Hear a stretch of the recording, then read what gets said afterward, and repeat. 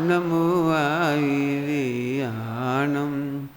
नमो वज्रायाणं नमो लोई सबसाहूणम्।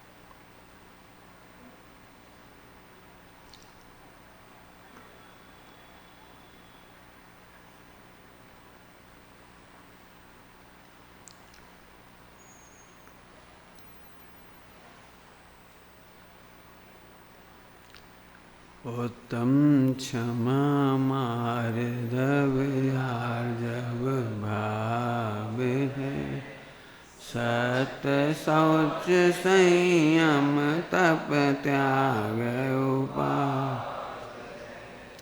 आकिंचन ब्रह्मचर्य धर्म 10 सार के, चौगति दुख ते काढ़े मुक्ति करतारे।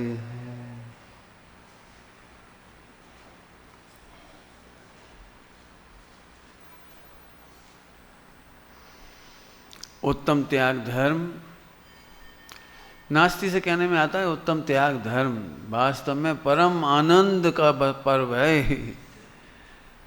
त्याग लौकिक भाषा में त्याग कहते हैं, वास्तव में तो अपना ग्रहण किया, बाकी सब छूट गया। त्याग करना नहीं है, अपने घर में प्रवेश तो सारे घरों से निकल गई, विश्व के सारे घर छूट गए, इसका नाम त्याग है। जैन शासन में त्याग किसका नाम? जैन शासन में त्याग किसका नाम? कि त्याग का विकल्प नहीं हो। त्याग क्या कहा? त्याग का विकल्प नहीं और त्याग अपने घर में आ गए बस। तो कहने के लिए त्याग भाषा है, क्योंकि दुनिया ग्रहण से नहीं समझती है, त्याग से समझती है। यदि हम कहें हम अपने आनंद में हैं तो नहीं समझ में आएगा, लेकिन जब ये कहें भैया जी पंडित जी बहुत बढ़िया हैं, तो क्या बढ़िया हैं? चाय तक नहीं पीते। अब देखो लोग, अच्छा चाय नहीं पीते मन नास्ती से बताते ना तब समझ में आती होगा। कोई व्यसन नहीं करता ये लड़का, बहुत अच्छा लड़का है। तो बहुत अच्छा कहो ना, लेकिन समझाने के लिए कहेंगे वो व्यसन नहीं करता। समझ लेना, उत्तम त्याग की चर्चा है। थोड़ा तो भाव बता ही दिया आपको। साथ में एक शब्द जुड़ा हुआ है दान। आज की तारीख में दान की बहुत चर्चा है। डॉक्टर साहब की लेखन के पहले, उन्हें उत्तम त्याग का प्रकरण लिखने के पहले तक आज की तारीख में उत्तम त्याग के स्थान पर दान ही दान की चर्चा होती थी। और जितने पंडित प्रवचन करने जाते थे, हमारे नहीं पूरे हिंदुस्तान में जो जाते थे मित्र पक्ष के, उनको 10 दिन के बदले में क्या मिलेगा वो आज के दिन पर डिपेंड करता था। वो आज के दिन जितना दान इकट्ठा करवा देते थे, प्रेरणा करके, कहानी सुना के, मोटिवेट करके दान देना चाहिए, जितना ज़्यादा दान दिलवाते थे तो उसका उन्हें जाते समय स्वागत सत्कार होता था उससे। लेकिन इसकी ज़रूरत नहीं पड़ेगी। पूज्य गुरुदेव श्री ने एक बात कही, सुनना ध्यान से। ज्ञान दान के बदले में तुझे पैसे की आशा है तो तू केवल ज्ञान को ठुकरा देता है। मैं 10 दिन प्रवचन करूंगा तो 10,000 लूंगा।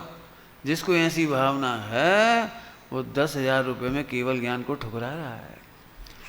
स्वामी जी ने क्या बोला? ज्ञान दान का फल तो केवल ज्ञान है। क्या बोला? ज्ञान दान का फल तो, आप कल्पना नहीं कर सकते। सारे विश्व को अचंबा था कि मुमुक्षु मंडल के सारे विद्वान बिना पैसा लिए कैसे चले जाते, जरूर मिलता होगा। इतने सारे पंडित इकट्ठे हो गए, जरूर सोनगढ़ से पैसा मिलता होगा। ऐसी भी बातें आई बहुत।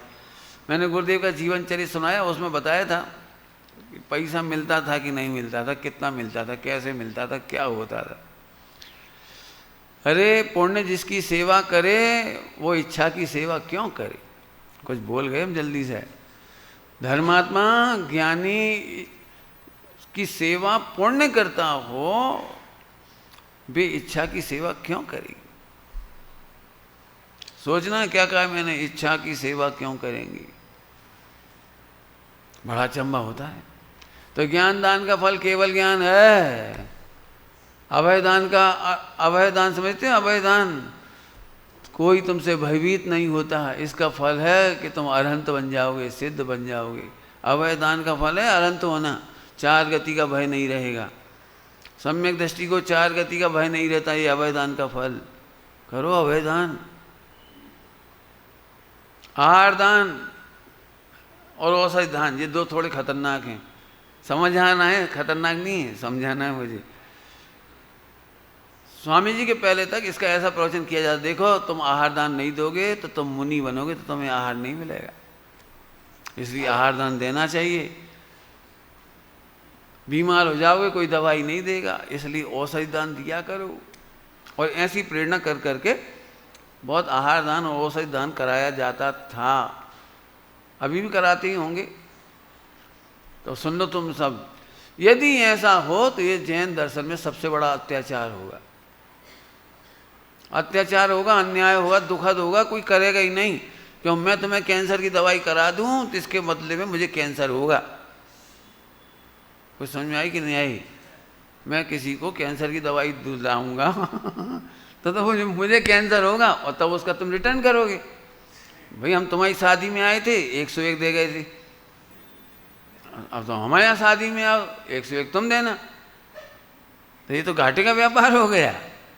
तो औषध दान कोई नहीं करेगा और आहार दान भी कोई नहीं करेगा। तो हमारे यहाँ क्या लिखा है, सब पढ़ना है। आप डॉक्टर साहब ने जो खुलासा किया वो जरूर पढ़ो बेटे आज। और रत्नगढ़ साहब का चार्जी में लिखा वो हम आपको बताते हैं। देखो भैया, आहार दान का फल है कि रिद्धिधारी हो जाओगे, आहार की जरूरत ही नहीं पड़ेगी। अनंत काल आहार की जरूरत नहीं पड़ेगी। 13वां गुणस्थान होगा तो आहार की जरूरत नहीं पड़ेगी। और यदि मुनिराज भी हुए 6ठे 7वें गुणस्थान भर्ती, 6ठे 7वें गुणस्थान भर्ती, तो रिद्धिधारी हो गए, आहार की जरूरत नहीं पड़ेगी। इतना सा भी आहार होगा तो हो जाएगा। रिद्धियाँ सुनिए नाम, विष ग्रहण हो जाए, विष, कोई विष दे दे, विष तो अमृत बन जाए, अमृत श्रावी। रूखा सूखा आहार दिया तो घृत श्रावी, घी बन जाए। पानी पिलाओ और दूध बन जाए सोचो, आहार दान ऐसे दो, ऐसे मत दो बदले में, बदले की कामना नहीं होना चाहिए। 4 दान समझ गए। आहार दान का फल घाटे का है कि नुकसान का है, बड़े फायदे का है। चर्चा तो बहुत, अब आज की चर्चा इतनी बड़ी है कि पूरा दिन लग जाए बोलने में तो भी कम पड़ेगा। मुझे तो बहुत सारे पॉइंट्स याद आ रहे हैं इसमें। आप पढ़ना, बस खोज करना बेटे, अभी तुम्हारी उम्र ही खोज की है, शोध खोज की उम्र है। आप सबको याद होना चाहिए दातार के गुण याद होने चाहिए, नवदा भक्ति के नाम याद होने चाहिए आपको, आप विद्वान बनोगे। नवदा भक्ति और दातार के 7 गुण। आइए अपन चर्चा करती हैं। एक लाइन में बात, पूरा प्रवचन करूं, पूरा प्रवचन। मुझे भगवान बनना है और भगवान बनने के बाधक तत्वों का त्याग करना है। एक लाइन में कह दिया मैंने। त्याग दुख रूप इसलिए नहीं है कि बाधक तत्वों का त्याग, दुखदायक चीजों का त्याग। बताओ कौन को त्याग करना किसको दुख रूप लगेगा। अभी सबको ऐसे लगता है त्याग मत कराना पंडित जी, त्याग मत कराना, त्याग बहुत कठिन चीज है, पंचम काल है, बहुत कठिन है, त्याग मत कराना। रुक, तू त्याग मत कर। मैंने नहीं कहता हूं। मैं जब खतौली गया था ना पहली बार, तो 4-5 बच्चे जुड़ गए थे और मित्र पक्ष के थे समझ लो उस समय तक। तो अब तो अपने ही हो गए सब। तो मित्र पक्ष के थे, तो वो मुझे मेरे पास मेरा काम बिगाड़ने के लिए आए थे सभा में। भेजा तो उनको इसलिए था कि सभा में काम बिगाड़ना है। जैसे कांजी स्वामी बोले तो मुदम कर देना, बाहर हम खड़ी। उनके पापा लोग बाहर खड़े थे और बच्चे यहाँ बैठे थे 16-16 साल के। ठीक है, हमें तो पता ही नहीं था, हम तो अपने अच्छे से प्रवचन करते रहे। और वे तो बेचारे बच्चे थे भोले भाले, तो प्रवचन समझ में आया तो खुश हो रहे। जैसे ही प्रवचन पूरा हुआ हमने पूछा क्यों बेटे समझ में आता है, उन्हीं से पूछा तो एकदम समझ गया, अरे अपन तो विरोध करने आए थे। घबरा गए वो एकदम, विद्वान एकदम उतरते से उनसे ही बात कर ली। तो हमें तो पता ही नहीं था ना कुछ। तो हमने कहा बेटे कोई बात नहीं, तो हमें आपसे प्रश्न पूछने, पूछ लेना बेटा। लेकिन चेहरे से जिस तरह से बोले हम समझ गए। तो हमने कहा देखो बेटा, यदि कसाय बढ़ाना हो तो कोई चर्चा नहीं, और भाई आ जाओ कोई बात नहीं, हम कल आएंगे। हमने कल आ जाना। दूसरे दिन में पर्चा ले आए सबरे, भारतवर्षी गुरुदेव के खिलाफ पर्चा छपाए, एक एक लाइन के 2-2 लाइन, पुण्य को विष्टा कहा है, फला को जैसा कहा है, हे कहा है, आदि आदि ले आए सारे। मैं ज़्यादा बड़ी बातें नहीं बता रहा हूँ। मैंने तो कहा बेटे एक ग्रंथ है ना, इनमें से कोई सा भी ग्रंथ निकाल लो। तुम्हें निकाल लिया अपने पसंद का। अब सईयों की बात, उन्होंने जो ग्रंथ उठाया वो मोक्ष मार्ग प्रकाश है। उन्हीं ने उठाया, मैंने कुछ नहीं कहा। फिर मैंने एक आंख बंद करके ऐसे खोल, तो आंख बंद करके खोला उसे, बिल्कुल आंख बंद कर। मैंने बेटे इस पैराग्राफ को पूरा मत पढ़ो, ये कोई सी भी लाइन पढ़, ये कोई सी भी लाइन पढ़, पूरा मत पढ़, एक लाइन कोई सी पढ़, फिर उसका अर्थ सोच। तो उसने एक लाइन पढ़ी तो उसका अर्थ तो नहीं समझ में आया, और पूरा पढ़ा तो समझ में आ गया। अब मैं तेरे पर्चे दे, इनमें एक एक 1.5 लाइन छपी है, एक एक 1.5 लाइन छपी है। यदि इसका पूरा पैराग्राफ पढ़ा जाए तो समझ में आ जाएगा। आप कल्पना नहीं कर सकते कितने बुद्धिमान बच्चे होंगे 16 साल के, उन्होंने उसी समय पर्चे फाड़ दिए। अरे एक एक लाइन पढ़ा रहे, पूरी बात ही नहीं कही है, हम कल से चर्चा करेंगे।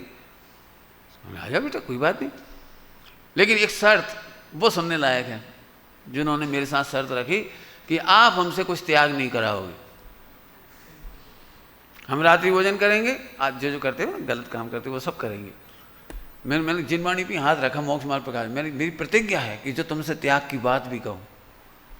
मैंने कुछ नहीं कहा, प्रतिज्ञा की मैंने। वो 3 दिन तक प्रवचन सुनते रहे, आते जाते रहे 2-3 दिन। 30 दिन रोए, छाती से लग के रोए, और सारे पर्चे लिख के लाए, 20-20, 25-25 नियम, हम ये नहीं करेंगे, हम ये नहीं करेंगे। तो मैंने ये क्यों कर रहे हो, ये क्यों कर रहे हो, रियल घटना सुना रहा हूँ, ये क्यों कर रहे हो। नहीं नहीं, हम बहुत गलती पर थे। उसके ठीक पहले पंचकल्याणक हुआ था तुम्हारा, ठीक पहले। सो उन्हें बहुत पश्चाताप हुआ, इतना बढ़िया पंचकल्याणक हो गया, हम देख नहीं पाए। उसके बाद तो क्या कहें, दिल्ली के शिविर में बहुत बड़ा योगदान खतौली समाज का, मैंने बच्चों का उन्हीं का ही बहुत बड़ा काम रहा दिल्ली का जो शिविर हुआ है। कहने का मतलब तो ये है कि सम्यक ज्ञान करोगे तो कुछ भी कठिन नहीं है। हम फिर कह रहे, हम उनका त्याग कराएंगे जो तुझे दुखदायक है, हम तेरे सुखदायक का ग्रहण कराएंगे। तुझे बस इतना पता नहीं कि सुखदायक क्या है और दुखदायक क्या है। तू दुखदायक को सुखदायक मानता है और सुखदायक को, हाँ, दुखदायक को सुखदायक मानता है और सुखदायक को। अब मैं फिर से पूछता हूँ, बताओ त्याग करना कठिन है कि सरल है। अब सरल हो गया, आपको सरल हो गया। क्यों सरल हो गया, पहले समझो तो सुखदायक का त्याग ही नहीं करा रहे। तो पंडित जी आप अब यह छोड़ाओगे कुछ कि नहीं, मैं नहीं छोड़ाऊंगा, छूटेगा। छोड़ना नहीं पड़ता है, गलत को गलत जानने के बाद छूटता है। भ्रम छूटने के साथ भ्रम की सामग्री भी छूटती है। अभी मैं तुम्हें ज्यादा दृष्टांत नहीं दे रहा हूं, मैं सीधे सीधे सिद्धांत समझा रहा हूं, सुनोगे मेरी बात। तुम्हारा भ्रम क्या है, जैसे तुम सुख मानते हो उसे मैं क्या मानता हूं, और जहां सुख है उसे तुम क्या मानते हो, मैं कहता हूं बात। जरा देखो, आत्मा को जानने पर शाश्वत सुख प्रकट होता है, लेकिन हम उस सुख को नहीं जानते। फिर से बोलो, आत्मा को जानने पर शाश्वत सुख प्रकट होता है, लेकिन हम उस सुख को नहीं जानते। हमारे पास इंद्रिय ज्ञान है, हमारे पास इंद्रिय ज्ञान है, और इंद्रियों से हम 5 इंद्रिय के विषयों को जानते हैं। इसलिए हमको वे 5 इंद्रिय के विषय सुख भाषित होते हैं। बहुत सुंदर भाषा में बोलूं तो 5 इंद्रिय के विषयों में मिलती है सुविधा और आत्मा को मिलता है सुख। शरीर को मिलती है सुविधा, आत्मा को मिलता है सुख। क्या बोला? शरीर को मिलती है सुविधा, आत्मा को मिलता है सुख। अब आत्मा के सुख का परिचय नहीं है और शरीर की सुविधाओं का परिचय है, तो हम सुविधाओं को सुख मानते हैं। मिथ्यात्व, मिथ्यात्व। सुविधाओं को सुख मानते हैं, मिथ्यात्व। मिथ्यात्व कैसे कहते हैं?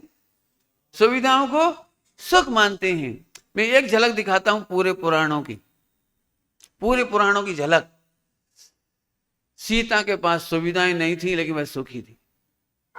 पांडवों के पास सुविधाएं नहीं थी लेकिन वे सुखी थे। गज कुमार मुनिराज, उनके पास सुविधा नहीं थी लेकिन वे सुखी थे।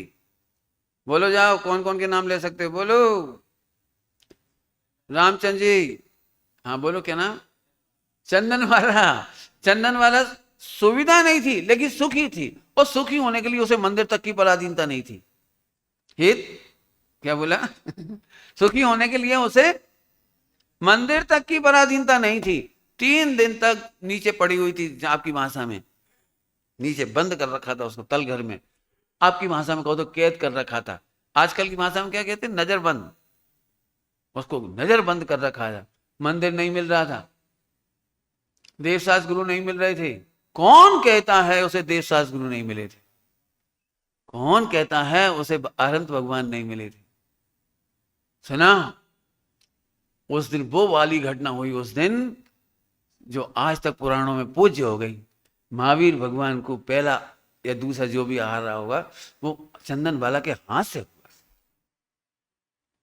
6.25 महीने का आहार नहीं हो पाया था महावीर भगवान का। 5 महीने 25 दिन 15 दिन कितना ऐसा देख लेना, चंदन वाला के हाथ से आहार हुआ। बोलो, सुख चाहिए कि सुविधा चाहिए? अब जी आपको फैसला करना है। हम सुविधाओं के चक्कर में अनादिकाल से सुख छोड़ रहे। हम समोसरण में गए, हमें सब कुछ सुना, सब कुछ सुना, लेकिन हमसे सुविधाएं नहीं छोड़ी गई।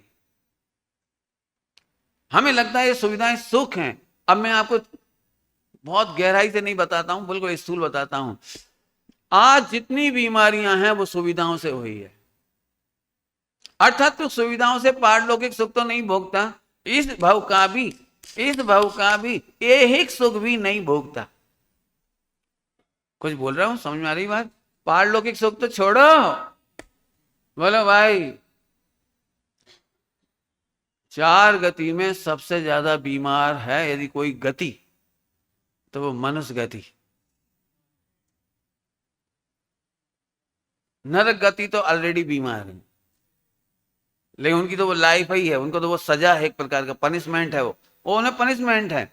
लेकिन मनुष्यों में, देवों में और त्रियंचों में सबसे ज्यादा बीमार है मनुष्य। इतना बड़ा समुद्र है, 70% पानी, 70% पानी, और एक भी हॉस्पिटल नहीं है समुद्र के अंदर।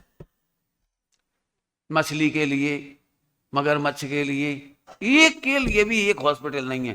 क्यों? उन्हें बुखार चढ़ता हो तो कहां जाते होंगे? बोलो, आप कल्पना नहीं कर सकते। सबसे स्वस्थ है समाज वो। मनुष्यों में भी आपको बताऊं सबसे ज्यादा स्वस्थ कौन रहे? कोरोना के पीरियड में विक्षिप्त लोग, पागल लोग, नंगे लोग जो सड़क पे घूम रहे थे, भटक रहे थे, उन्हें 500 रुपये भी नहीं दिए और जेब भी नहीं बांधा। समझ गए? वो मास्क नहीं बांधा उन्होंने वो भी नहीं लगवाया। वो क्या कहलाता तुम्हारा वैक्सीन भी नहीं लगवाई। सड़कों पे घूमते रहते पागलों जैसे। वहीं सो गए, कुछ सो मिल गया, वो खा लिया, उठा लिया। आज तक एक भी पागल को अमीबा की बीमारी नहीं हुई। अमीबा समझते हो? जो पढ़ाया जाता 6ठी 7वीं 8वीं में, कोई नीचे जमीन पर मिठाई गिर गई, उठा खाया तो उसके साथ अमीबा घुस गए, फिर अमीबा से ऐसे ऐसे पेट की बीमारियां। पेट के कीड़े नहीं पड़े उन्हें, और वो खाते वही हैं। क्यों? उनके पास सुविधाएं नहीं। ये कोरोना टोटली कह रहा हूं, टोटली सुविधा भोगियों में से आई थी ये बीमारी। एसी कूलर पंखा से चैन नहीं, 2 पसीने की बूंदें गिरती नहीं, 8 घंटे खेतों में काम करते नहीं। इस शरीर बहुत परिश्रम करने के लिए बना था। अभी उल्टा हो गया। विलासिता ने पाचन शक्ति गिराई, विलासिता ने एसिडिटी बढ़ाई, गैसेस ट्रेवल बढ़ाई, विलासिता ने। 8 घंटे श्रम करना चाहिए था, वो तो हो गया खत्म। भोजन हो गया हमारा पुण्य के उदय से बढ़िया घी, तरातर माल और तुम्हारे क्या जो भी तुम्हारे घर में होगा अपने अपने पुण्य प्रमाण, काजू की, पस्ता की बर्फी, मैसूर पाक, बढ़िया खाओ पियो। बीमारी की मूल जड़ हो गई। तो एक सुख भी नहीं मिला, ये कह रहा हूं, लौकिक मोक्ष मार्ग का सुख तो छोड़ो। क्यों? हमारे दिगंबर मुनिराजों में से कितने मुनिराजों को कोरोना ने घेरा, कितनों को इंजेक्शन लगवाने पड़े, बोलो बोलो।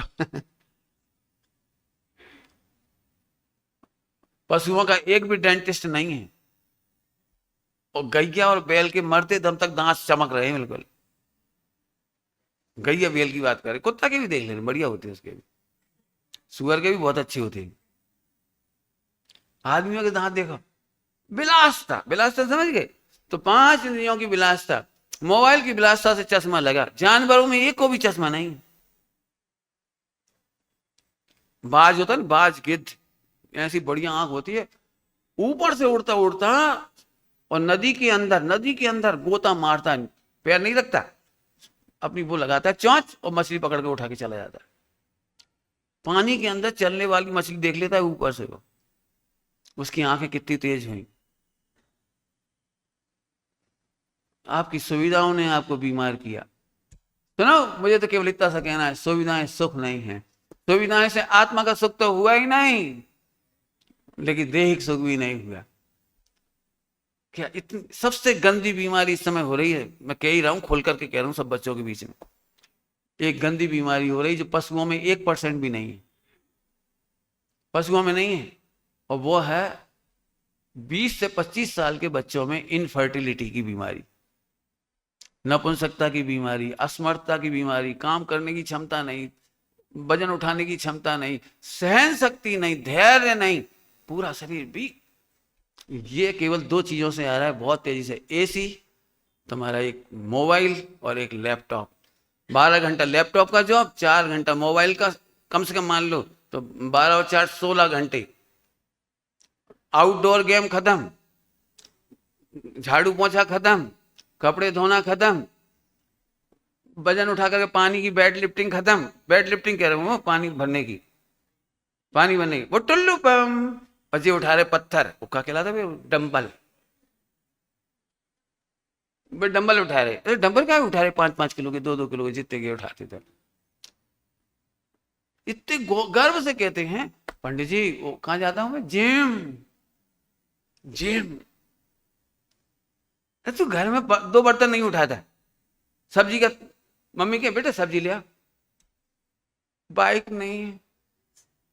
अरे सब्जी लाने के लिए बाइक की क्या जरूरत है, 500 मीटर पे सब्जी की दुकान है, चला जा, 5 किलो बस। अब 2 किलो का पप्पू नहीं तोकते बनता, क्यों? दम ही नहीं रहे। अब क्या कह रही बता,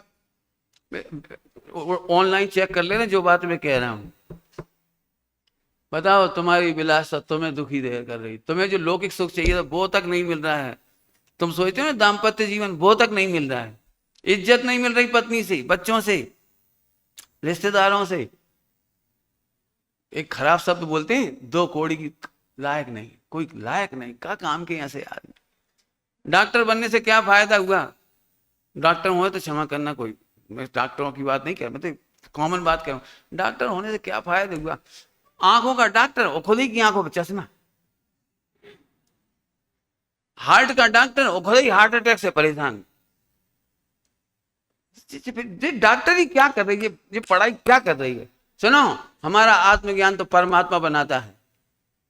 हमारा आत्मज्ञान करने वाला व्यक्ति आत्मज्ञान से परेशान नहीं होता, आत्मज्ञान के कारणों से बाधित नहीं होता, परेशान नहीं होता। तुमने तो जो पढ़ाई करी जितने सालों में, उल्टी उल्टी करी। कोई बता देना, कोई सुखी हो तो बता देना।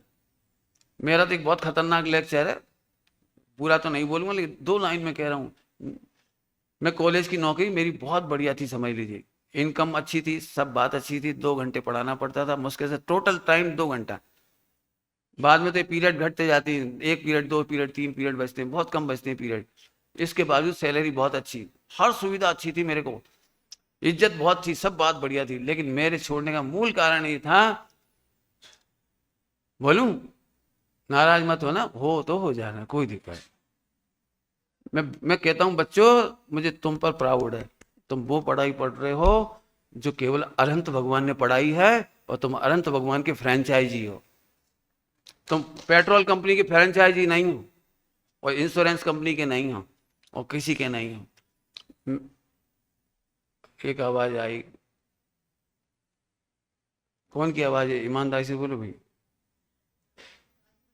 हैं? ताली नहीं, मोबाइल की घंटी बज रही। देख लो भाई, यदि किसी की हो तो ईमानदारी से बंद कर लो, और अपना प्रायश्चित लो। इस शर्त पे प्रवचन कर रहा हूं, नहीं लो तो उसका पाप आप जाना, मैं लूंगा प्रायश्चित, और तो क्या करें।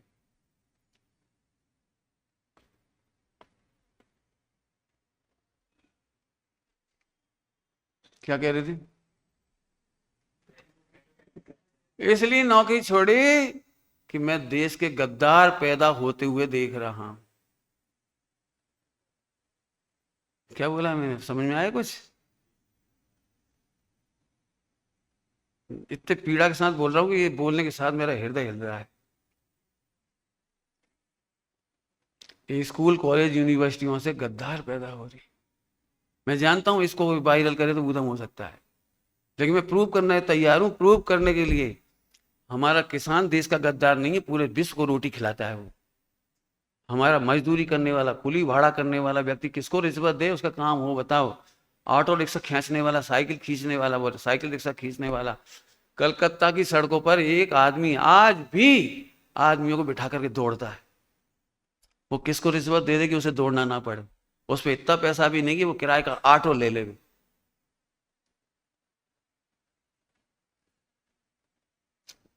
इतना सस्ता गेहूं खरीद करके पिज्जा बर्गर कितने रुपए पड़ते, पता है वो कितना परसेंट प्रॉफिट कमाता है? वो किसान इतनी मेहनत करने के बाद, खून पसीना एक करने के बाद गेहूं पैदा करता है, थोक में उसका गेहूं कितना सस्ता चला जाता है, और उसे स्टोर करने वाला कितना कमा लेते हैं उससे। और उसके बाद जब जब नूडल नूडल बना के बेचते हैं, नूडल है कितने से?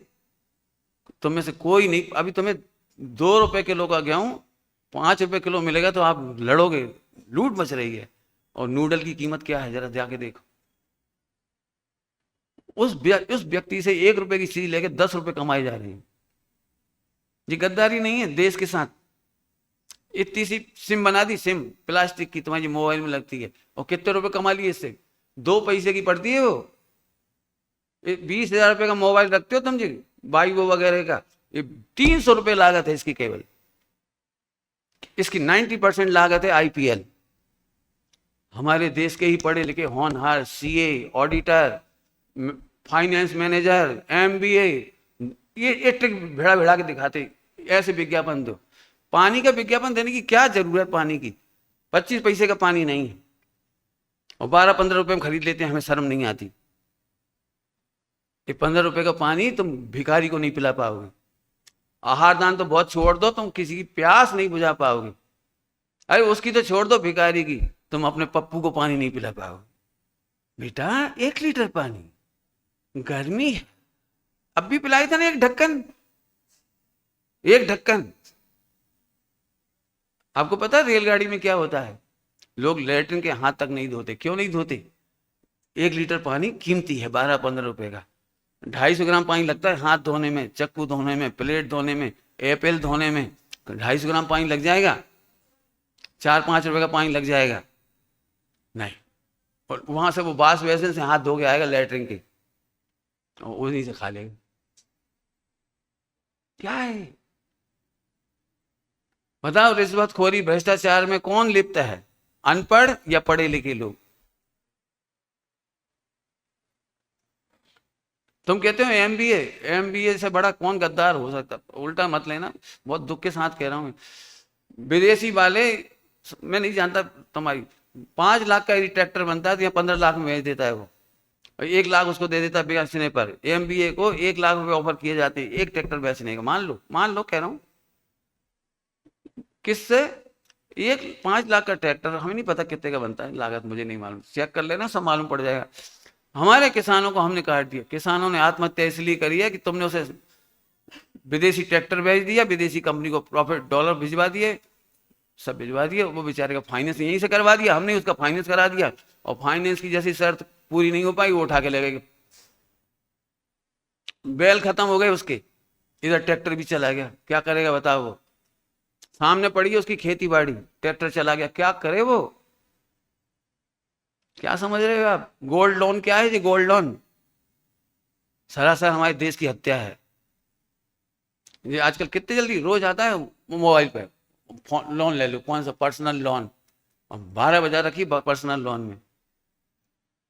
तुम्हारी पता है पहले कभी ऐसा नहीं होता था, आजकल रोज खबर समाचार आ जाती है, वो तुम्हारा बैंक का तुमसे कोड नंबर पूछ लिया किसी ने, फला पूछ लिया और तुमने बता दिया, और तुम्हारा बैंक का खाता साफ। अरबों रुपए के गबन हुए इस बीच में। वो एक जर्मनी में, फ्रांस में, कहाँ हो, उसको बंद कर दिए। इंस्टाग्राम पे तुम चेक नहीं कर पा रहे, इंस्टाग्राम या टेलीग्राम, आतंकवादियों को बहुत पसंद आया, वो सबसे ज्यादा मदद मिली आतंकवादियों को, आखिरकार उन्होंने बंद कर दिया उसको वहां पर। जिस सुविधाएं आज 90% तलाक का कारण है मोबाइल। 90%। पढ़ लो उठा के अखबार, 1 महीने का अखबार उठा लो, मैं बताता हूं कितने केस हुए वहां पर। कल आया था 40 सेकंड में विश्व में हर 40 सेकंड में एक आदमी आत्महत्या कर रहा है। कौन ने दिया ये आत्महत्या? क्या हमारी पढ़ाई, आपको पता है एक भी भिखारी ने आत्महत्या नहीं की। और जितने पढ़े लिखे लोग हैं इनमें पैसेंस नहीं, समझदारी नहीं, सोचने की ताकत नहीं, अपने माँ बाप को नहीं छोड़ते, अपने संतान को नहीं छोड़ते। अभी पिछले 20-25 साल 15 साल में इतनी तेजी से घटना हो रही है, खुद मर रहे हैं, पत्नी को मार रहे हैं, बच्चों को मार रहे हैं। जरा सी भी अनबन हुई, जरा झगड़ा हुआ, आम बात हो गई है। क्या है हमारी शिक्षा प्रणाली? क्या है? मुझे ऐसा लग रहा था मैं हत्याएं करा रहा हूं, मैं नहीं पढ़ा सकता ऐसा चाह, वही टैलेंट मेरा इधर काम आ रहा है। आज मैं गर्व से 2 घंटे रोज पढ़ा रहा हूं, पूरे विश्व को पढ़ा रहा हूं। समझना बेटे, तुम कितने भाग्यशाली हो, तुम्हें खुद नहीं मालूम तुम कितने भाग्यशाली हो। तुम गढ़धरों जैसे भाग्यशाली रहोगे, सारी दुनिया तनावग्रस्त होगी और तुम उन्हें तनाव से मुक्त करोगे, ये विश्व पर उपकार करोगे आप। मैं आपको कह रहा हूं, जिनको जरा बोलने का शौक है मुझसे जुड़ जाओ। मैं आपको world wide motivational speaker, stress release करने वाले और जो तनाव है उनकी समस्याओं के समाधान देने वाले मैं तुम्हें तैयार कर दूंगा। बड़ा सरल है। बताओ, मैंने वो अभी पढ़ना हो पढ़ के जाके देखो, ऑनलाइन पढ़ लो पूरी जानकारी। मैं अखबार पढ़ता हूँ इसीलिए, केवल मुझे पता है तलाक का मूल कारण हो रहा है। अखबार में छपा था, पति पत्नी के बीच में झगड़ा हुआ, कोर्ट तक बात गई। उन्होंने क्या क्या तकलीफ है, खाने की, पीने की, कमाने की, घर में सुविधाओं की, नौकरों की, कोई कमी है? कि नहीं, कोई कमी नहीं। तो मैडम इतनी सी बात के लिए तुम पति से तलाक क्यों ले रही हो? उसका जवाब छपा था अखबार में ऐसे, मिस्टर मैं आपको छोड़ सकती हूँ लेकिन व्हाट्सएप नहीं छोड़ सकती। आपको छोड़ सकती हूँ लेकिन व्हाट्सएप वो नहीं छोड़ सकती। छपा था अखबार में। क्या है जी? एक पत्नी को पति की वैल्यू 2 कौड़ी की नहीं बची मोबाइल के सामने। क्यों? मोबाइल पे हजारों है तो सही बेस्यां ढेर सारी। आज पत्नी की वैल्यू नहीं रही पति की नजर में। कौन ने किया ये? कौन सी पढ़ाई लिखाई में से आई है साहब? एक जमाना था, आधी रात को भी सिकंदर ने दरवाजा खटखटाया और हमारे घर के दरवाजे खुल जाते थे, उसे भोजन कराते थे, सुलाते थे। पूरे विश्व में ये काम केवल भारत में होता था। आज की तारीख में यदि देवर भी घर में आ जाए ना तो दरवाजा नहीं खुलता। जेठानी की सेवा करना पड़े 1 आध साल तो नहीं करना चाहता। 1 आध साल तो बहुत दूर की बात है। क्या क्या मिला हमें ये पढ़ाई से? बहुत गरज के कह रहा हूँ, ये भाषण में आपके बीच में नहीं दे रहा हूँ, मैंने कलेक्टरों की बीच में कहा है। मैंने पढ़ाई हो कहाँ रही? शिक्षा से मेरा जुड़ाव है, इसलिए शिक्षा के जहां जहां लोग मिलते हैं मैं उनसे कहता हूं कि विश्व में दूसरा उपकारी यदि कोई व्यक्ति है तो शिक्षक है। मैं उन शिक्षक को कहता हूं तुम कुछ भी पढ़ाओ मुझे नहीं मालूम, यदि तुम नैतिक मूल्य नहीं दे पाते हो तो बच्चों की हत्या करते हो।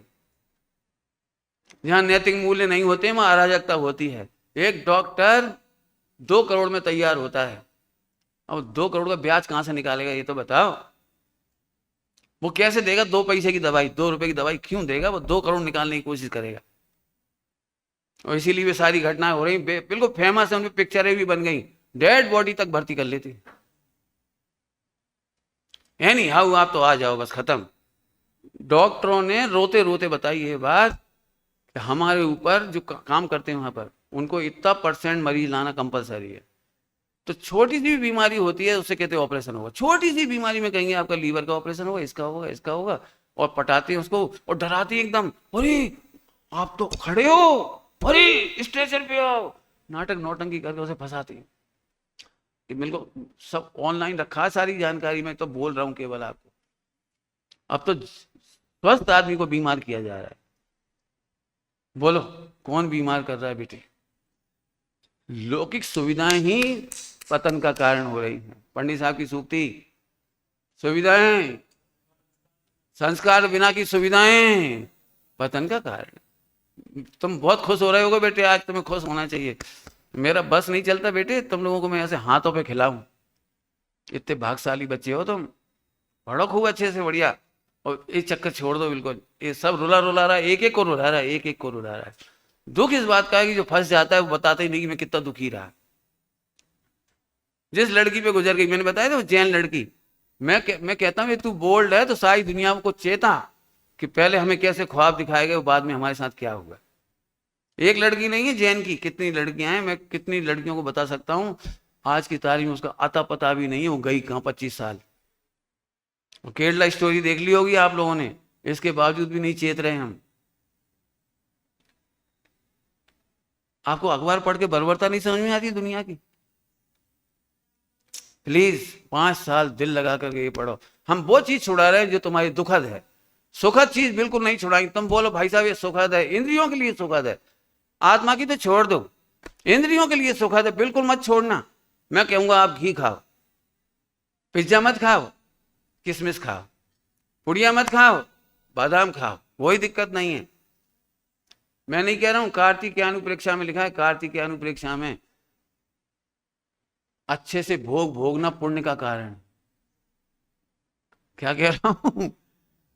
अच्छे से भोगना नहीं जानते तो हम, ये लिखा है उसमें कार्तिकेय अनुप्रेक्षा में, अच्छे से भोगना नहीं जानते। वापस आ जाए बहुत कम कहा है, अभी कुछ नहीं कहा। मैं एक एक की पोल खोल सकता हूं, एक एक की। सीए की वजह से, सीए जो सीए होते हैं इन्हें नंबर 2 की कमाई की पड़ी रहती है।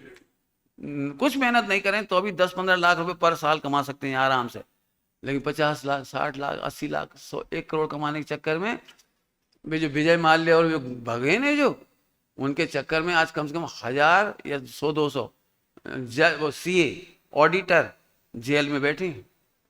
तुम्हारे साइंस है, इन्हें पंजाब नेशनल बैंक ने वो दिया है पैसा, 5,000 करोड़, कितना 1000 करोड़ दिया है, जेल में बैठे। जितने घोटाले होते हैं उसके पीछे कोई पढ़ा लिखा दिमाग होता है, वो चाहे सीए हो, ऑडिटर हो, इंजीनियर हो, एमबीए हो, कोई।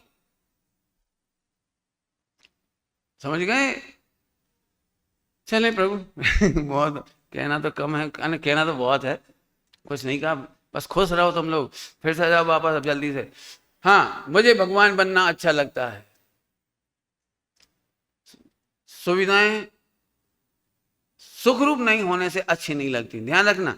और सुविधाओं का सदुपयोग करेंगे, जब तक परिवार में रहेंगे हम सुविधाएं छोड़ेंगे नहीं, लेकिन सुविधाओं का सदुपयोग करेंगे। कुछ बोला है मैंने आपको, हम सुविधाओं का दुरुपयोग नहीं करेंगे, पाप घट के मिटते हैं, एकदम नहीं मिटते। एकदम कपड़े नहीं छुड़ाएंगे तुम्हारा, एकदम घर नहीं छुड़ाएंगे, एकदम पंखा कूलर बंद नहीं करेंगे। आपको मालूम है पंचम गुण स्थान में भी पंखा कूलर है? पंचम गुण स्थान में भी पंखा कूलर यहाँ है ना? क्या लिखा है पंचम गुण स्थान में? त्रस हिंसा को त्याग व्रथा थावर न संघारे। क्या मतलब होता है पंचम गुण स्थान में? व्रथा थावर, व्रथा थावर माने बिना बात पंखा नहीं चलाएंगे, बिना बात कूलर नहीं चलाएंगे, बिना बात अग्नि नहीं जलाएंगे, बिना बात वनस्पति नहीं करेंगे, बिना बात नहीं करेंगे, जरूरत है उतना करेंगे। गांधी जी को इतनी इतनी नीम की वो चाहिए पड़ती थी दातुन, तो इतनी सी तोड़ते थे। एक बार उन्होंने कहा जरा पत्ते तोड़ लाओ, नीम के पानी से नहाना है मुझे, तो बहुत सारी तोड़ लाया। बहुत नाराज हुई, अरे फ्री के, अरे फ्री के नहीं है, जीव है इनमें। गांधी जी बहुत नाराज, बेटे ऐसे क्यों घूम रहे आप?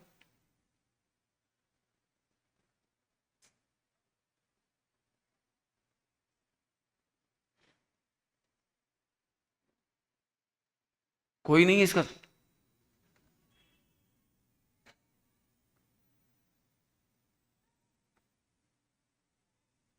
उठा लो बेटे, कोई भी उसको बाहर कर दो, कोई का नहीं तो कोई का तो है।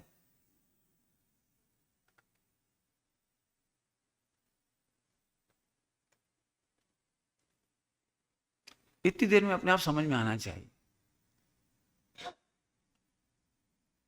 हम पढ़े लिखे समझदार लोग हैं और मुमुक्षु हैं।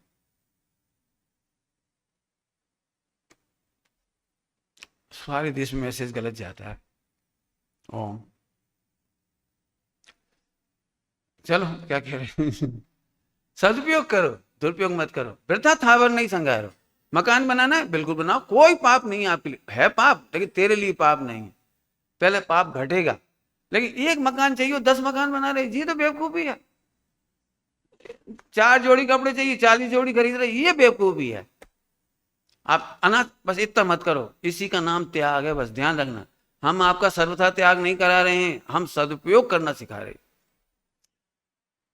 बोल देता हूं थोड़ा सुना सभी लोग, प्रैक्टिकल बातें बता रहा हूं, बिल्कुल प्रैक्टिकल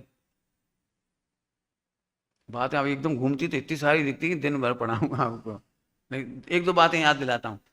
घर में नाश्ता तैयार किया महिलाओं ने, तो एक इतनी गंदी आदत होती है कि पहले कंजूसी से खिलाएंगे सबको, इतने से नमकीन, इतना सा, बस बस बस बस। अब पहले दिन टेस्टी लगता है तो बच्चा ज्यादा मांगता है, रसगुल्ले गुलाब जामुन वो जो क्या कहते हैं मिठाइयाँ वगैरह पहले। अब 5 6 8 10 दिन हो गए, अब उनके बस आने लगे, वो खराब होने लगे। अब यदि मेडिकल से देखोगे तो बैक्टीरिया पड़ गए उनमें, अपनी जैन की भाषा में कहो तो चलित रस हो गए वो।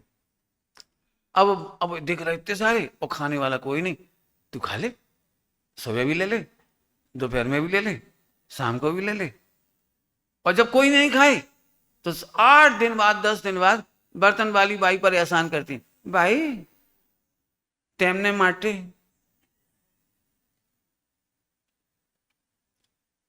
समझ गए मेरे क्या कह रहा हूं? एक बार गलती हो जाए, 2 बार हो जाए, 3 बार हो जाए, अब तो सोचो उतना ही बनाओ जितना खत्म हो जाए। सच्ची घटना सुनाऊं आपको, सुनने लायक घटना है। गणेश प्रसाद जी बर्णी जी की माता जी चिरौंजा बाई धर्म माता थी, असली नहीं थी। उन्होंने उनको गोद ले लिया था, मतलब पालन किया था उनका, इस मोक्ष मार्ग में उनका पालन किया, इसलिए धर्म माता कहलाती। वो अटपेरा घी का गुजिया पपड़िया सब बनाती थी, पूरियां वगैरह। और वो रक्षाबंधन होली पर आती है, स्वीपर वगैरह काम करने वाले पावन लेने के लिए आते हैं, तो वो वही अच्छी गुजिया पपड़िया मिठाइयाँ उसको देती थी। तो रिश्तेदार लोग कहते थे ऐसा क्यों दे देती हो? वो दे दिया करो ना डडेल का तेल, डडेल समझते हो जब आखिरी का बचता है वो सब, डडेल का तेल का बना दे दिया करो, उसे क्या है। नहीं नहीं, बोले मैं देती ही कहूँ, साल में 2 3 बार तो देती हूँ, उसे अच्छा नहीं दूं तो क्या, मुझे क्या नुकसान इसमें। एक दिन सच्ची घटना घटी, उनका बहुत कीमती गहना, उस समय तो भारी पहनते थे, ये तो आजकल है 1 ग्राम का कंगन, उनके बहुत भारी कंगन थे, बहुत भारी कंगन। अब वो दुबली पतली थी, दुबली पतली, और कंगन बड़े साइज के थे तो निकल जाते। वो आजकल की लेटरिंग नहीं थी, पहले पुराने जमाने की लेटरिंग थी, तो वो उनके कंगन हाथ में से निकल के लेटरिंग में गिर गया। तो उन्होंने सोचा कोई बात नहीं है, वो बाई आएगी तो उसे निकलवा लेंगे। फिर वो मंदिर चली गई तो भूल गई, और उसने गट को उसमें से निकाल के भरा और डलिया में भर के ले गई वो, और डलिया में भर के ले गई, और फिर वहां उसको दिखाई दिया, तो फिर उसको उठा के धो के ले आई। दूसरे दिन उनके घर पे आई, भाई जी आप कैसी हो, आपका कंगन गिर गया था और आपने बताया भी नहीं, और फिक जाता तो। आप समझ गए मैंने क्या सुनाया आपको? मैं उसको साल में 3 बार अच्छी मिठाई, अच्छी पूरी, अच्छा नमकीन मीठा देती थी। सही बताओ, घाटे में गई कि नहीं गई? आप ध्यान रखना बेटा, परोपकार से आज तक कोई नहीं ठगाया, दूसरों का भला करने से आज तक कोई नहीं ठगाया, अच्छा सोचने से, दूसरों का वेल करने के, कल्याण की बातें सोचने से कोई नहीं ठगाया। अब बोलो, जो सारे जगत को भगवान बनने की भावना भाता हो वो स्वयं भगवान क्यों नहीं बनेगा? पूज्य गुरुदेव श्री तीर्थंकर बन जाए इसमें क्या अचंबा है? हमारे आचार्य कौन कौन भगवान बन जाए इसमें क्या अचंबा है? जो सब जीवों को भगवान बनो ये भावना भाते हो, बताओ क्यों नहीं होगा? ऐसी एक घटना नहीं है उसमें, गणेश प्रसाद जी बर्णी जी की जीवन गाथा, जिन लोगों ने नहीं पढ़ी जरूर पढ़ो, मेरी जीवन गाथा नाम से, मेरी जीवन गाथा जरूर पढ़ो, पढ़ो तो जरा। गणेश प्रसाद जी बर्णी जी भी ऐसे ही थे, वे वहां गए तांगा में बैठ के, उस जमाने में कच्ची सड़क थी, सोनागिर की कच्ची सड़क थी, तो वे अपने वहां से गए बरुआ सागर से वहां तक तांगे से। अब बहुत सारी तांगे जाती है, जब तीर्थ यात्रा होती है जैसे कार में बहुत सारी जाती हैं, ऐसे बहुत सारी तांगे जा रहे। तो बर्णी जी की तांगे के आगे सेठ जी का तांगा जा रहा है, सेठ जी का, और तेज तेज चल रहा, तो पीछे धूल उड़ रही, तो धूल उड़ रही तो बर्णी जी ने ऐसे कर लिया, और क्या, अब धूल लग रही थी क्या, ऐसे कर लिया। सो बर्णी जी के तांगा वाले ने देखा कि बर्णी जी को ऐसे कर दे, सो तेज दौड़ा के वो सेठ जी के तांगे से आगे कर लिया। अब इनकी धूल सेठ जी पे लग रही, तो सेठ जी बार बार कह रहे तू चला नहीं पा रहा तांगा, आगे चला, आगे चला। उनका तांगा क्यों आगे जा रहा है? सुनोगे तांगे वाले ने क्या कहा?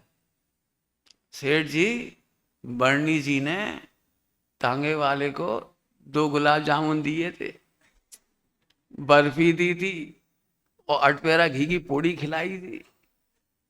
समझ गए आगे का क्या हुआ? मैं नहीं दौड़ाऊंगा आगे, कुछ समझ गए? लिखी है घटना गणेश प्रसाद जी बर्णी जी की जीवन गाथा में, समझ गए बेटे? ये आज की शिक्षा इतनी भी ले ली तो तुम्हारा बड़ा भला होगा, क्या कहें आपको, कभी किसी का बुरा मत सोचो। हमारा जैन शासन सिखाता है उपसर्गकर्ता के प्रति भी प्रेम, हम उपसर्गकर्ता से बदला नहीं लेंगे, हम विरोधियों से बदला नहीं लेंगे, हमारा धर्म हमें प्रतिकार करना नहीं सिखाता है, शुद्धात्मा का स्वीकार करना सिखाता है। कुछ कहा है मैंने? बाकी सब बोलोगे? बढ़िया बोलोगे? विरोधियों के विरोध का प्रतिकार नहीं, विरोधियों के विरोध के काल में भी शुद्धात्मा का सत्कार, हम अपना शुद्धात्मा स्वीकार करेंगे और तेरे शुद्धात्मा का भी सत्कार करेंगे। क्या जैन शासन मिला है, बोलो गर्व से। इस समय ऐसा लग रहा है जैसे मैं आकाश में उड़ रहा हूं, पूरे विश्व के ऊपर तैर रहा हूं, ऐसा मजा आ रहा है मुझे इस समय। चलो समय हो जाएगा क्या करना है फिर से सुन लो, त्याग के नाम पर दुखद चीजों का त्याग करना है, सुखद चीजों का सदुपयोग करना है। अपने हित में करो, अपने हित में करो, नो बिल्कुल अपने लिए करो, इस देह के लिए ही करो, करो तो। और यदि बच जाए तो वेस्टेज मत करो, उसका परोपकार में सदुपयोग करो। आगे बात समझ में आई? एक बात और कह देता हूं, सीखने के लायक है, सबके लिए है, बड़ों के लिए भी, सबके लिए। आप बहुत बड़े बड़े घर बना लेते हो, पुण्य के उदय से बनते, तुम तो क्या बनाओगे, पुण्य के उदय से बन जाते हैं, लेकिन जब सदुपयोग नहीं करते हो तो पाप बंद करते हो। यदि आपके पास बढ़िया घर है, अच्छी नौकरी है, अच्छा व्यापार है, अच्छा जो भी कपड़े हैं, जो कुछ भी है, ये आपके पुण्य का उदय का है, पिछले भर का पुण्य का उदय है, इसमें कोई तेरी वर्तमान का पुरुषार्थ नहीं है। क्यों नहीं है तेरा पुरुषार्थ? यदि हम तेरा पुरुषार्थ कहेंगे तो बेस्या के घर में तेरे से अधिक संपत्ति है, उसे हम पुरुषार्थ नहीं कहते। वो पुण्य का उदय उसके यहाँ भी है, वो तेरे यहाँ भी है, कॉमन रूल है वो। कम से कम अपने घरों का वेस्टेज कबाड़ा रखने में तो मत करो, अपने घर की छत कबाड़ा रखने में तो मत करो। सुन रहे सब? बोलूं? मुझे तो बहुत तकलीफ होती है, मैं जहां भी छात्रावास में जाता हूं, चाहे यहां भी पहले आया था तो यहां भी, और चाहे बांसवाड़ा चाहे कोटा, कहीं भी यदि मुझे छत पर कहीं गंदगी मिलती, मंदिर के ऊपर, छात्रावास के ऊपर, तो मैं उसे पहले नंबर साफ करता हूँ। लेटरिन बाथरूम भी यदि पड़े हो ना, मैं देख ले गंदा है तो मैं उसे साफ करता हूँ। इसलिए साफ करता हूँ कि सुविधाएं मिली हैं उनका सदुपयोग करो और उनका परोपकार में इस्तेमाल करो। हिंसा मत फैलाओ, वहां पर गंदगी नहीं फैलाओ। दुनिया हमें सिखाए, हमारे लिए लज्जा की बात है। वे कहे अपने घरों को स्वच्छ रखो ताकि मच्छर ना हो, अपनी टंकी को साफ करो ताकि मच्छर ना हो, भी हमें सिखाएं। पता है गांधी जी ने स्वच्छता के बात करी और मोदी जी ने उसको स्वच्छता का कार्यक्रम बना दिया। आप जैन दर्शन में पढ़ करके देखो, स्वच्छता हमारा अहिंसाणु व्रत है। हमारे दिगंबर मुनिराजों का स्वच्छता अहिंसा महाव्रत है। आप पढ़ के देखिए। हम खाते हैं और कुछ धुल जाता है, हम फौरन उठाते हैं, क्यों? अब यार चींटियां आएंगी और मरेंगे। हम इतने अणुव्रती हैं, हिंसा नहीं करना चाहते हैं। पोंछा इसलिए लगाते हैं अनंत काल ना पड़ जाए। हमारी बाथरूम में गंदा पड़ा है, गंदगी में जीभ पड़ेंगे, लेटरिन गंदी पड़ी रहेगी तो जीभ पड़ेंगे। इसलिए हम जीवों से बचाने के लिए मैं सफाई करता हूँ। अब मैं जहां जाता हूँ मुझे सफाई मिलती, चाहे बांसवाड़ा जाऊं चाहे कहीं जाऊं, मुझे हर जगह उन्हें पता है पंडित जी आएंगे और लग जाएंगे, सफाई हो जाती है। मैं जो कह रहा था वो अभी तक नहीं कहा मैंने। आपके घरों में 10 कमरे हैं, एक में केवल सोफा सेट ही रखा है, एक में केवल साइकिल रखी हुई है, एक में पुरानी टूटी फूटी चप्पल ही पड़ी है। स्टील का मग्गा था, हैंडल टूट गया, रख दिया संभाल के। कहाँ रख दिया संभाल के? ये टूटा हुआ हैंडल वाला मग्गा कितने रुपए में बिकेगा? 50 पैसे से ज्यादा में नहीं बिकेगा तोल के, लोहे के भाव। फिर काहे रखे 50 पैसा की चीज? नहीं पंडित जी, किसी दिन हाथ काटने काम आएगा। कई बार स्टील के डब्बे होते हैं और चटक जाते हैं, अब फेंकते नहीं बनता। 50 पैसे में नहीं बिकेगा ईमानदारी से वो। लेकिन महिलाएं उसी से हाथ, घर इतने कंजूसी के भरे पड़े हैं, शादी के नए नए गिलास गेहूं की टंकी में, नए नए बर्तन खरीदे जाएंगे, वे रख देंगे, पंडित जी आएंगे उस दिन के लिए। सोने चांदी के बर्तन होंगे घर में लेकिन रखे रहेंगे, आएंगे कोई पंडित जी कभी, अरे तुम खाओ ना उसमें है तो। नहीं हम कैसे खाएं, राख में घिस जाएंगी सोना चांदी। अरे घिस जाने दे, तू तो खा। मेरे से पूछोगे ना तो मैं ये सदुपयोग कहता हूं। आपके घर में चांदी सोने की थाली है तो उसमें आटा उसमें स्वर्ण भस्म अपने आप चली जाएगी। चांदी के गिलास से दूध पियो, पानी पियो, तुम्हारे पेट में चांदी की भस्म अपने आप चली जाएगी। अब बाजार में से लोहा की भस्म ढूंढ रहे, स्वर्ण भस्म ढूंढ रहे, चांदी की भस्म ढूंढ रहे। समझ गए कुछ इशारा? खटिया टूट गई 10 साल पुरानी, उसकी चारों लकड़ियां बांध के धर दें। उसकी निवार पड़ी है, सड़ रही है, उसमें जी पड़ रहे अनंत का है। हर दिवाली पे उसकी सफाई करके फिर रख देते। क्यों? मरने के बाद दे जाएंगे बच्चे को, बेटा टूटी निवार। अभी भी मैं, आप मेरे से देखो, मैं बताता हूं आपको। ये बड़े बड़े बोर्ड होते हैं जो अपन बना देते हैं, स्टील लगा देते हैं, देखो फ्लैक्स, पंच कल्याणा के फ्लैक्स वगैरह सागर में पड़े थे फ्लैक्स, और ऊपर रख दिए उन्होंने घर मंदिर की छत पे। मैंने देखा भी बिल्कुल पापड़ जैसे टूटने लगी। पूछो इनसे, इन्हें मैंने पापड़ जैसे टूट रहे। मैंने भाई काहे को रखे, सड़क पे फेंक दो तो कम से कम गरीब ही 10 50 100 200 500 कमा लेगा उससे।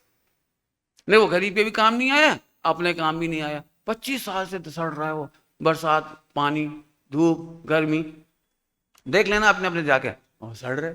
अरे फेंक दो, किसी काम ही आ जाए, कोई बेच के खा लेगा कम से कम। लकड़ी है दे दो, गरीब ही जला लेगा बेचारा, किसी का भला तो होगा। मैं नहीं कह रहा हूं अच्छी चीज, ये तो वो चीज बता रहा हूं जो तुम्हारे काम की नहीं, एक्स्ट्रा खाने की चीजें। मुझे इतना बढ़िया लगा, इंदौर में एक बहुत बढ़िया कार्यक्रम चलाया युवाओं ने, बहुत ही बढ़िया कार्यक्रम। उन्होंने एक ऐप बनाया है, शायद आहार या फूड नाम से, किसी नाम से ऐप बनाया, बहुत बढ़िया इंदौर में।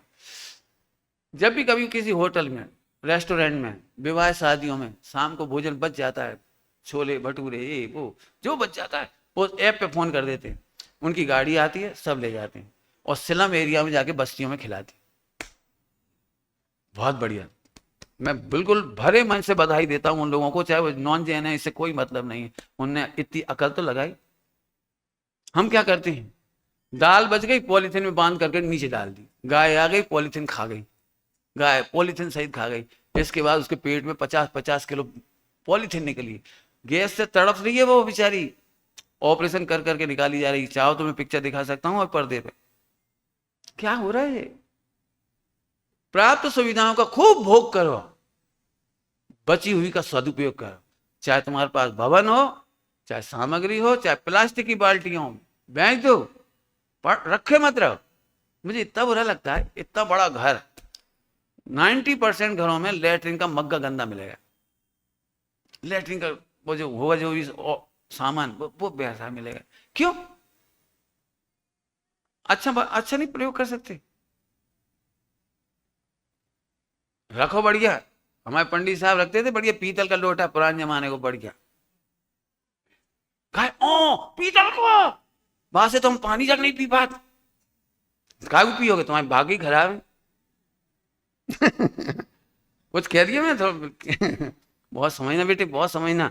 मुझे पता है, एक एक के घर जाऊं ना तो हर साल 10-20-30 हजार का नुकसान हो रहा है। एक कमरा खाली हो जाए, 500 रुपये 1000 में भी जाए ना किराए से, तो 12,000 रुपये साल होता है।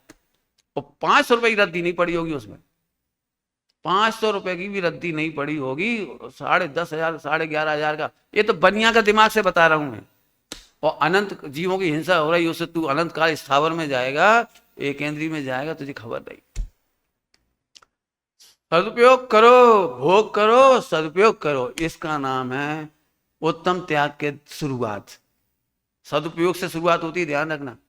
हम त्याग नहीं करा रहे एकदम, पहले सदुपयोग करना सीखो। अब बोलो, जैन शासन की सेवा करने के लिए, भगवान बनने वालों के लिए अपना तन मन धन कौन नहीं देगा?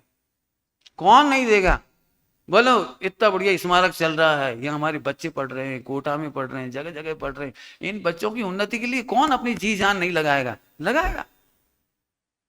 श्रीमान जैन धर्म को 2-2 कदम बढ़ाए चलो। सदुपयोग। अंतिम दृष्टांत देके बात करूं बंद। बोलो भाई, यदि तुम्हारा कोई प्रिय खिलाड़ी है विराट कोहली, और वो आ रहा हो, तो तुम उसके लिए क्या कर सकते हो? अरे पंडित जी, वो तुम्हारे घर आए तो कितना खर्चा कर सकते हो? मेरे घर पंडित जी, मैं तो फिर देखो कितना उत्साह आया। तुझे क्रिकेट पसंद है और एक खिलाड़ी की सेवा में तू तन मन धन न्योछावर कर सकता है।